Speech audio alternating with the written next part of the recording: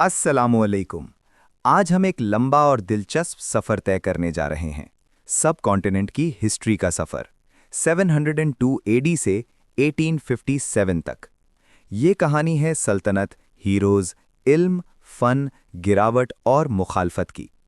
हर दौर में कुछ नया हुआ, हर रूलर ने अपनी पहचान छोड़ी और यही मिलाकर सब कॉन्टिनेंट की पहचान बनी।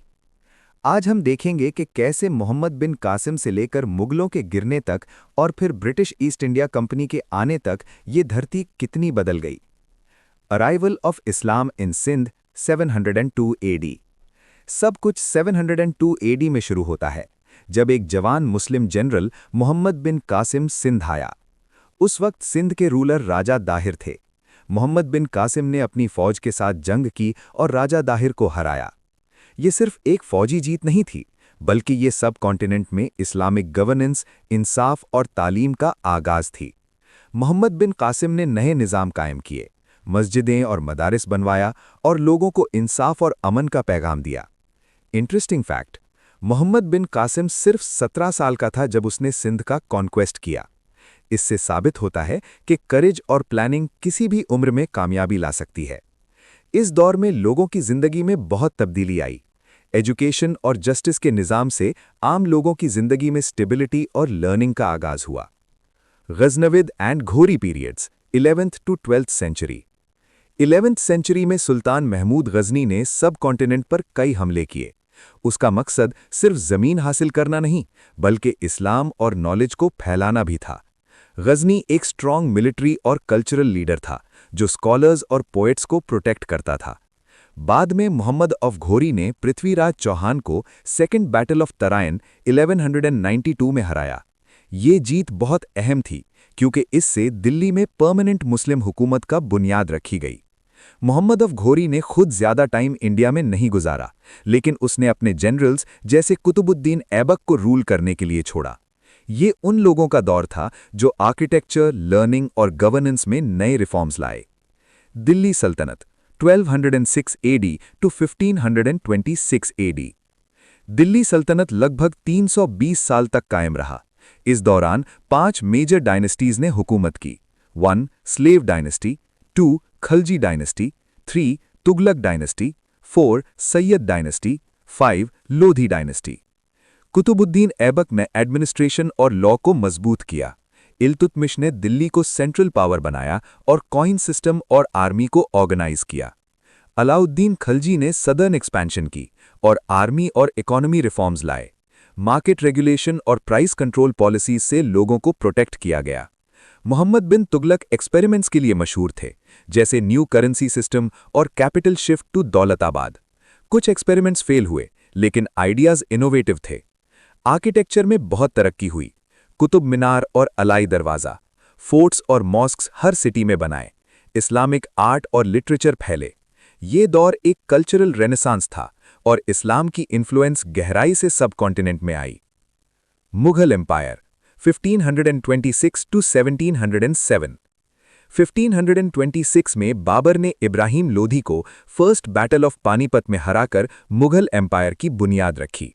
बाबर एक टैलेंटेड जनरल और पोएट था, जो पर्शियन और इंडियन कल्चर को मिलाकर नए दौर का आगाज कर रहा था। अकबर द ग्रेट ने एम्पायर को अपनी बुलंदी पर पहुंचाया। उसने रिलीजियस टॉलरेंस इंट्रोड्यूस की, जैसे हिंदूज, मुस्लिम्स और अदर कम्युनिटीज। स्ट्रॉन्ग एडमिनिस्ट्रेशन और रिफॉर्म्स किए। आर्ट, म्यूजिक और लिटरेचर को प्रमोट किया। मार्केट और एग्रीकल्चर रिफॉर्म्स लाए। जहांगीर ने आर्ट और गार्डन्स प्रमोट किया और शाहजहां ने ताजमहल और शानदार आर्किटेक्चर बनवाया। औरंगजेब ने एम्पायर को सबसे बड़ा बनाया, लेकिन उसके स्ट्रिक्ट पॉलिसीज और रिलीजियस एनफोर्समेंट ने कुछ टेंशन क्रिएट की। ये मुगल दौर अक्सर गोल्डन एज के नाम से जाना जाता है। Decline of the Mughals 1707 to 1757। Aurangzeb के मरने के बाद एम्पायर धीरे धीरे कमजोर होने लगा।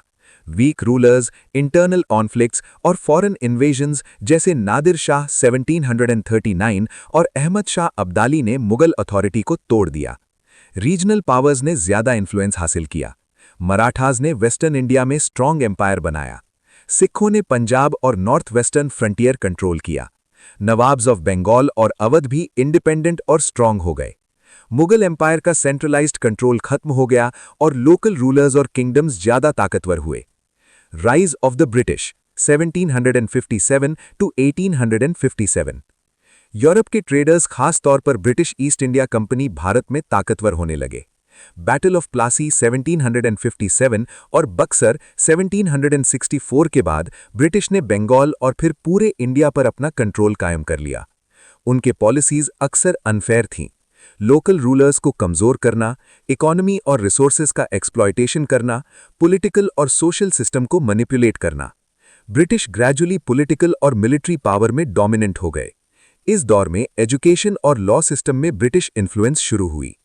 War of independence 1857। 1857 में सिपॉइज और आम लोगों ने ब्रिटिश हुकूमत के खिलाफ बढ़कर वॉर ऑफ इंडिपेंडेंस शुरू की। ये रिबेलियन पुअर ऑर्गेनाइजेशन और ब्रिटिश मिलिट्री पावर के बावजूद एक हिस्टोरिक इवेंट था। इससे मुगल डायनेस्टी का खात्मा हुआ। बहादुर शाह जफर आखिरी मुगल एम्परर बने। India officially British crown rule के तहत आई। ये लड़ाई आगे चलकर फ्यूचर फ्रीडम मूवमेंट्स के लिए इंस्पिरेशन बनी और लोगों में एक sense of national identity develop हुआ। कंक्लूजन। मोहम्मद बिन कासिम से लेकर मुगलों के गिरने तक सब कॉन्टिनेंट के दीन, कल्चर, पॉलिटिक्स और आइडेंटिटी को शक्ल मिली। हर एम्पायर ने कुछ सीख दिया, हर दौर ने कुछ नया ऐड किया। हिस्ट्री सिर्फ गुज़िश्ता दौर के बारे में नहीं बताती, ये हमें याद दिलाती है कि हमारी रूट्स क्या हैं, हम कौन हैं और कैसे हम अपनी पहचान को समझ सकते हैं। वीडियो पसंद आई हो तो लाइक करें, चैनल को सब्सक्राइब करें और बेल आइकन दबाएं। इस वीडियो को दोस्तों के साथ शेयर करें और कमेंट में बताएं आपको कौन सा दौर सबसे ज्यादा पसंद आया।